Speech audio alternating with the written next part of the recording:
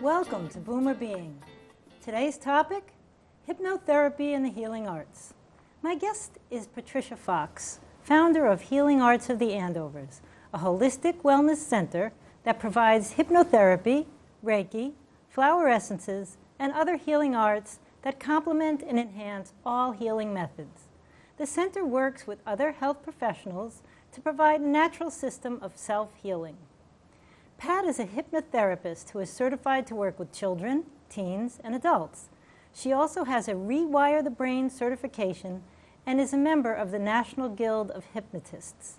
Having completed a 4-year Reiki program, Pat is a certified Reiki master and teacher who works with adults, children, and pregnant women. She is also a member of the International Center for Reiki Training Association. So stay tuned today to learn all about the healing arts, what hypnotherapy is, how it's used, and find out who volunteered to be the subject of a brief hypnotherapy demonstration. Welcome, Pat. Thank you, Leslie. Thank you for having me here today. I appreciate that. Wonderful. So tell us, what is hypnotherapy? Well, I think that the best way to describe it, it's a tool that everybody can use to achieve whatever goals you have set for yourself or anything that you want to change. So a good way to explain it would be that anything that we have in our lives today, every day, whether they're things that we enjoy or things that we wish to change, like habits, wanting to study harder in school, maybe your self-image isn't as good as you would like it to be, is something that we experience only because we think about it all the time, and it's in what we call our conscious mind. Conscious mind is just a small portion of your brain, and if you can change that image or change that message in your subconscious mind, it makes it real for the conscious mind, and thus you can change behavior or you can help yourself to achieve a goal. So how exactly does hypnotherapy work? So the way that it works is if you're going to a hypnotherapist, and by the way, all hypnosis is self-hypnosis. So a hypnotherapist is someone who guides you through that experience to help you to achieve whatever end result you're looking for. The way that it works is it's similar to feeling a state of maybe meditation would be a good, or if you're daydreaming, or have you ever experienced watching television in the evening and you're half asleep and half awake and you never really see the end of that movie? Mm-hmm. Well, in that state, that's called a hypnotic trance. In that state, you have an opportunity to bypass the critical mind and set an impression or set a suggestion in the subconscious mind, so that your mind starts believing that it's true, and you can start to to change your behavior. Interesting. So we hear a lot about stage hypnosis, where people go to an event, and it could even be in a school or an auditorium, right, and they bring up students and they hypnotize them. What's the difference between that and hypnotherapy? That's a great question, because the difference is that's for entertainment value. Someone who's coming to me or other hypnotherapists would be coming to take care of something more serious or more personal to them, such as achieving a goal, managing their pain, those kinds of things. The difference between what a stage hypnotist does, stage hypnotist typically has a whole group of people who will sit in front of the stage, and they all volunteer, and typically those same people, if they were in the right circumstances, might do exactly what was suggested to them by the hypnotist while they're in trance. The way hypnosis works, and I'm glad you brought it up because I bring it up with my clients all the time, in that initial consultation, share with them that I don't have any control over their mind. I can't ask them to do anything that they don't want to do. They're in control the entire time. And what happens with the stage hypnotist, a lot of times they'll use something that I refer to as a negative reinforcement. So a negative reinforcement would be something like if you wanted to quit smoking, the hypnotist might say something to you like, anytime you're around anybody who smokes, or you smell cigarette smoke, it's going to make you feel nauseous. And you're not going to get sick, but you're going to feel nauseous enough so that you don't want to have a cigarette. In my practice and a lot of other hypnotherapist practices, there's going to be a positive reinforcement. So what I would say to a client who wanted to quit smoking in trance as a suggestion is anytime you're around anyone who's smoking, you smell cigarette smoke, it's going to make you feel better and better about yourself that you don't have to do that anymore. Understood. So it's a positive reinforcement. Right. And if you watch a stage performance, you'll note that there are everybody sits down and goes into trance at the same time, but during that performance there are people who come out of trance and other volunteers will go up and take their place on the stage. And the reason that happens is because the hypnotist has probably asked them or suggested that they do something that would be against their values. So as soon as even if you wanted to ask someone to do something, if they came to you, for example, if somebody comes to me and says, I want to quit smoking, the first thing I would say to them is, do you want to quit smoking or does somebody else want you to quit smoking? Because if you're there because your spouse or your partner or your kids want you to quit smoking, then hypnosis isn't going to work for you. Because I would be asking them to do something that they really didn't want to do. I understand. And so what happens when you're in trance, even if you're feeling very relaxed and someone makes that suggestion, it brings you out of trance right away. Ah, understood. So I'm curious, you do some work with people who are undergoing some form of pain management, maybe they have some illness. mm-hmm. You know, what would bring a person to your office and what a typical hypnotherapy session might look like? Well, depending on how long they've had the pain and what causes it. Again, I have all my clients come in for initial consult just to gather that information from them. In terms of pain management, quite frequently it'll be a physician who might refer that patient to the practice. And it would be so that that individual could have a way of managing that pain so it was more comfortable for them as they're going through the process. You know, we ask questions like what kind of medications they may be on. For example, I had someone who came to me for bruxing. And bruxing is severe grinding of the teeth that was related to an illness that he had. His neurologist suggested that he come. But one of the medications he was on, unfortunately, also caused bruxism. So in a case like that, hypnosis wouldn't be a good relief for him. But it is a good relief for somebody who might have shingles or other kinds of ongoing chronic pain and helping them to manage it themselves. So a session for someone on pain management typically would be 3 sessions, 1 week apart. If someone needed to come in more frequently than that, the length of time in between the sessions would be longer, but also all the clients who come to my practice, I teach self-hypnosis to. So not only are they going through the hypnosis process while they're there and we're setting those suggestions for them, but they're also able to reinforce them and use those tools to succeed or achieve anything they want in their life, not just that particular goal. Wonderful. So what is your greatest success story with a client? You know, that's a hard one because there are a lot of them. But I have to say probably the one that's dearest to my heart is I had a 10-year-old who came into my practice who never had a dry night in his life. Is chronic bedwetter, had been to a pediatrician and to specialists, and they wanted to put him on medication. He was at an age where it was very difficult for him because he was not being able to sleep over his friends' houses because he was embarrassed about doing that. And so he came and he worked hard. He came in, went through his hypnosis sessions, and is dry and sleeping at his friend's house and succeeding even better in school than he was before because he doesn't have that stress and that frustration. So to be able to help really a young boy turn his life around was pretty rewarding. Fabulous. I didn't know that you worked with people of that age. Now, are there age parameters when you're doing There hypnotherapy? are. I work with kids who are 8, or individuals who are 8 years old and older. And working with kids is a little bit different than working with adults. Working with adults, typically, you know, they come in for one suggestion. It could be for losing weight, it could be smoking, it could be depression or anxiety. And you target that goal, and all the suggestions are typically wrapped around that.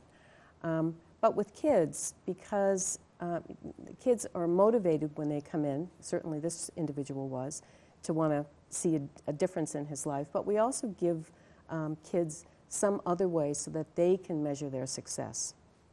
And for that 10-year-old, he was a soccer player. His family was a soccer family. He loved it, but he was never able to kick a goal.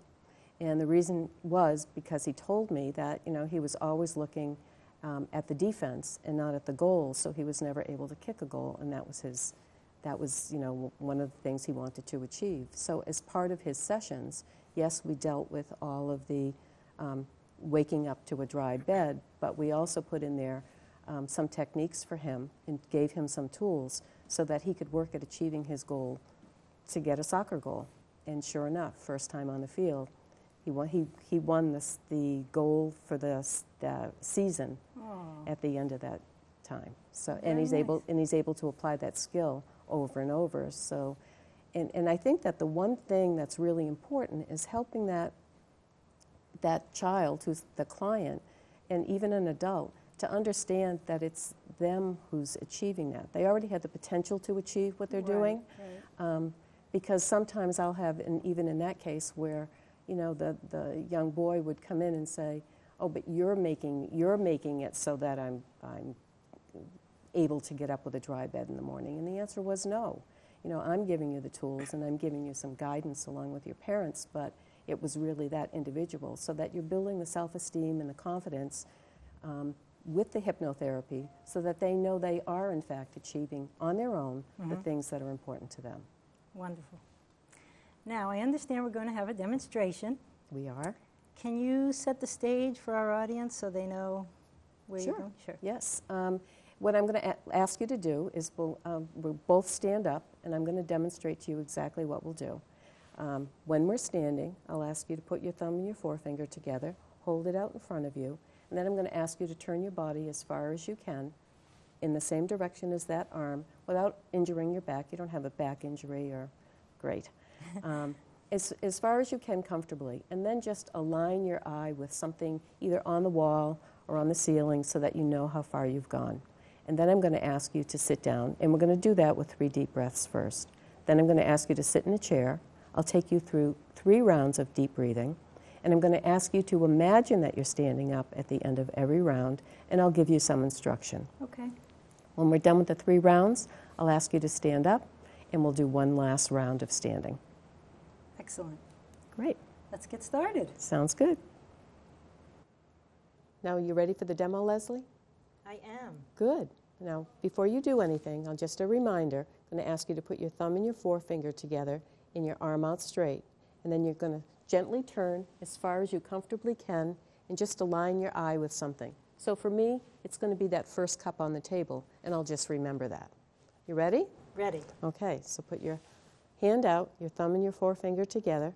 I'd like you to take a nice deep breath in and exhale, 3, 2, and 1.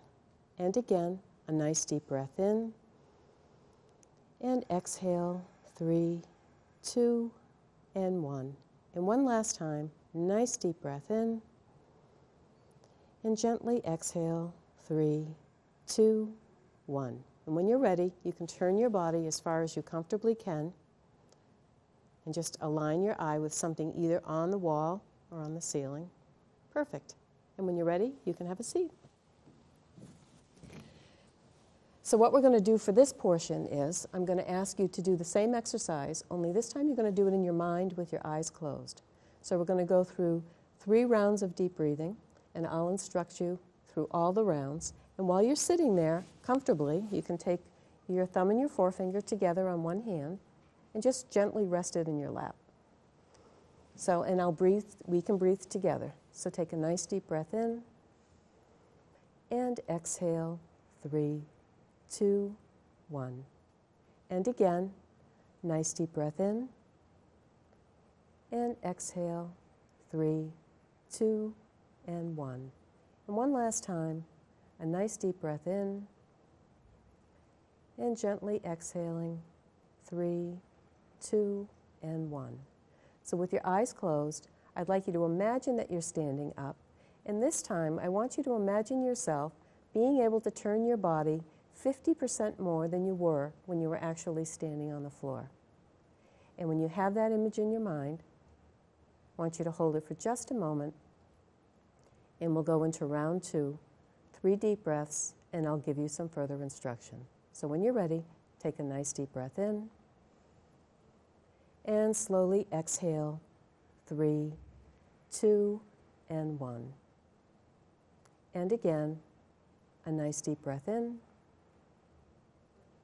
and exhaling, 3, 2, 1. And one last time, a nice deep breath in, perfect, and exhale, 3, 2, and 1. Now, I'm going to ask you to do two things with your eyes closed. The first one, imagine yourself animated, just like a cartoon. And the second thing I'm going to ask you to do is to imagine yourself doing that same exercise, only this time you're going to be able to turn your body 100% further than you were when you were actually standing up.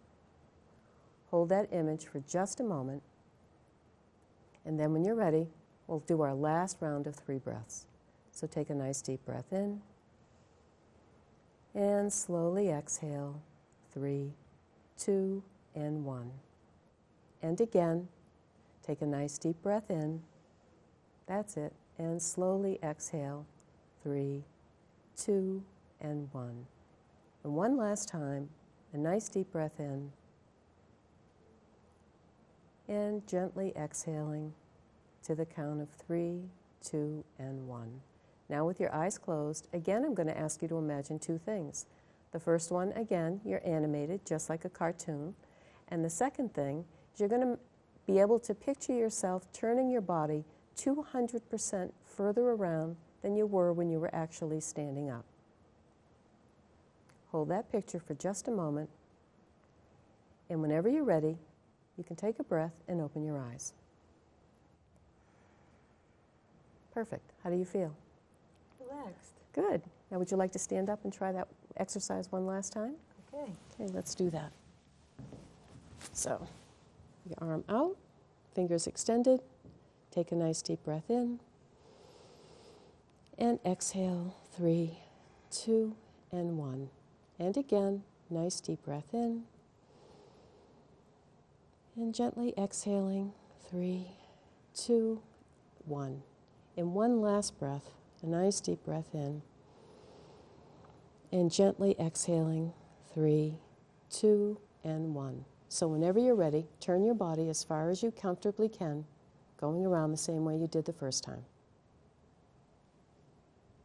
Excellent. And come back. And what happened? I went further. You went, have a seat. That's hypnosis, and that's how it works.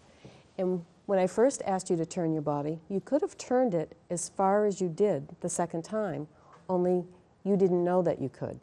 And so what happens when the subconscious mind can picture anything 3 times, and so what we did is we relaxed you, which is similar to going into a hypnotic trance, and being in that relaxed state, we gave you a picture of being able to go 50% further, then 100% further, then 200% further around. And in that short period of time, your brain started to make the physiological changes necessary for you to be able to exceed where you had ended when you first did that exercise. That's how hypnosis works. So what we do is we help the client to get into a really relaxed frame of mind, really deep relaxation, and then the pictures that we plant or the suggestions that we make are actually whatever the suggestions are that are going to help you to achieve whatever your goals are. So in fact, if you were a professional athlete, you might spend 40 to 60% of your time doing exactly that kind of visualization exercise. So what your mind believes you can achieve. And if you want to change whatever's going on in your life, all you have to do is change your mind. Excellent. So I would like to ask you in that exercise, because a lot of people when they first experience hypnosis are afraid that they don't have control, that I'm going to get them to say something that they don't want to, or that I'm going to get them to tell me their deepest, darkest secrets. And the truth is, if someone doesn't tell me the truth while they're out of trance, they're not going to tell me the truth when they're in trance. So my question to you is, did you feel like you were in control? Yes. Did you feel like you could open your eyes at any time? Yes. Could you hear everything that I said Absolutely. while I was saying it to you? That's what hypnosis is really like. So whether you're doing it yourself, as in a meditation, or you're doing it with a hypnotherapist, that's exactly how the feeling should feel, that you're in control. Wonderful. Because you are. Thank you so much for that demonstration. You're Pat. welcome. Thank you. So whenever you're ready, we can bring back the table and get comfortable. Thank you. Thank you for that demonstration, Pat. You're welcome. Very enlightening. Glad you liked it. So tell us, now I know you're a Reiki master. Mm-hmm. Can you give us a brief summary of what Reiki is and what the energy work you do for your clients? I'd be happy to. Reiki is a gentle energy healing. It's over 2,000 years old. It's, in my study, in my learning, it is an energy that flows through your hands. It isn't something that is your energy flowing into the client. And what it does is it enhances, it's a healing art, actually, and there are people who come for all sorts of reasons. They could come for a Reiki session because they're in pain or discomfort. Have had people who've come in for depression. And people who come in and have Reiki, Reiki is safe for pregnant women, for children, for adults, doesn't matter what the reason. I've gotten some great results with patients who have shingles with Reiki. I can't guarantee when someone comes in that they're going to get the results that they want right away. And the reason being that there might be some other underlying areas that energy needs to go to first. So where it goes in the body is where the body needs it the most. And in my practice, I do hands-on Reiki, which means it's a gentle touch where my hand is actually touching the person's body. They're laying down, fully clothed, and covered with a blanket because sessions tend to be about 50 minutes to 60 minutes long. And I typically, when you're teaching Reiki or when you're having Reiki, it doesn't matter if you're someone who is disabled and can't lay down for any reason at all. Reiki can be done in a chair. With a pregnant woman, obviously, the positions are going to be different than they would be for someone else, given that you don't want them laying on their back, but preferably on their sides. And in working with kids aren't always going to lay on the table for that amount of time, although I've had some children who come in who are having trouble sleeping at night because of other kinds of conditions and will fall asleep for the whole time that they're there. But Reiki is something that you can give to any living thing. It can also be used to treat animals and plants, if you will. Incredible. So now what are some of the other services that people can expect to find? I also do energy healing. And in the energy healing, it's similar to Reiki in that there is that touch. And the way that Reiki feels, or a way most clients feel after a Reiki session, as if they've had a full body massage. Very similar. And with the energy work, I work with flower essences, which have been around for a very long time. They've been used by ancient cultures and were rediscovered in our culture by Dr. Bach, and I believe it was 1929. And what it is actually the energy of the plant or the flower, whatever it is that you're using. And there's an intuitive process that the clients go through for choosing it. There are no ill effects to using a plant essence. And what it does is it enhances actually the energy work that I'm already doing. So it's something that can be taken, ingested, if a client chooses to do that, a few drops in some water. But typically I put it on my hands, rub my hands together, and make it part of that session. There are some clients, depending on why they're there, they may apply it also to themselves just because the body work helps to activate it. I think I've seen some kind of flower essences at the natural food market, like they come in a little tincture bottle. Is that? I think that might be different. I know that in some specialty whole food stores that they have what are called essential oils. Essences are very different than oils. Oils are something that's derived from the plant.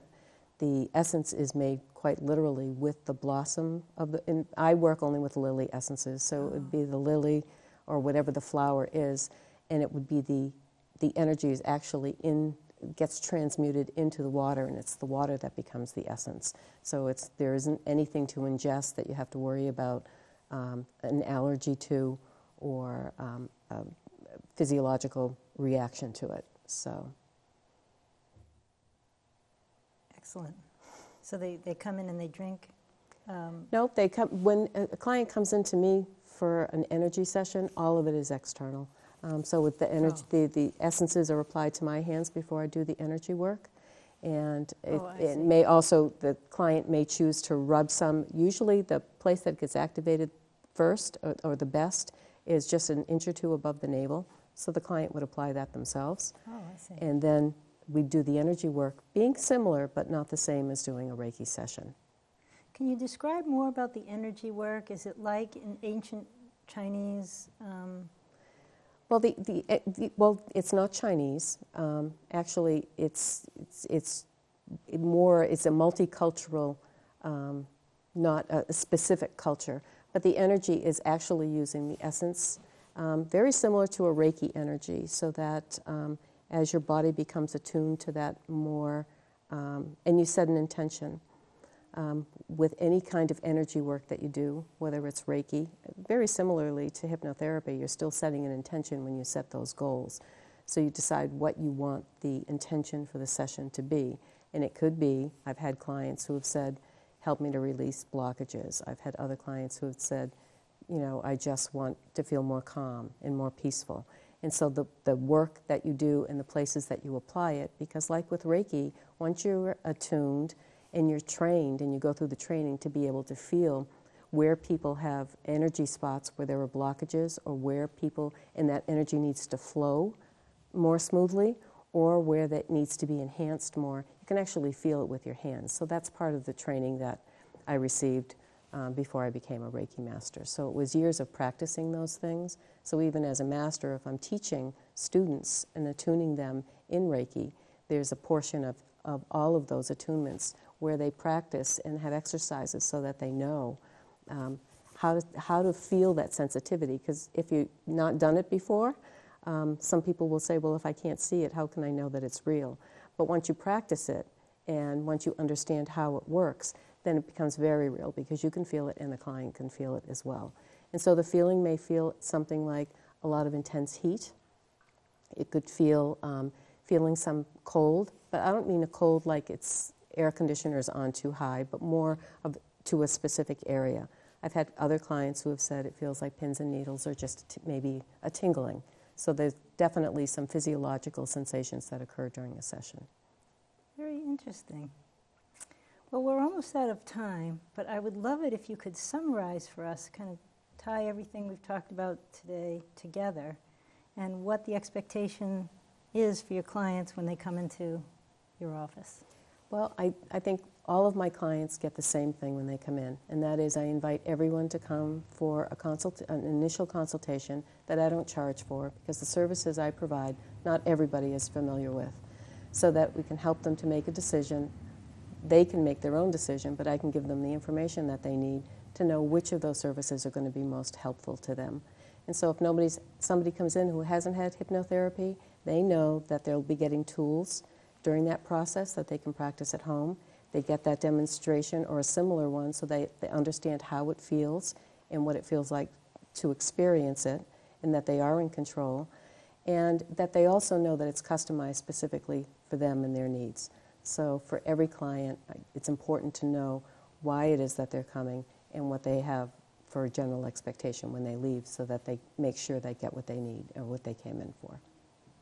Thank you so much for being with us today. It was very, very interesting and enlightening. I loved going through the demonstration. Thank you, Leslie. I appreciate it. It's been a pleasure. Same. So now you've seen it, hypnotherapy, and Pat has a beautiful office, Healing Arts of the Andovers. Stay tuned for some contact information and website information at the conclusion of the show. Thanks for being with us on Boomer Being. See you next time.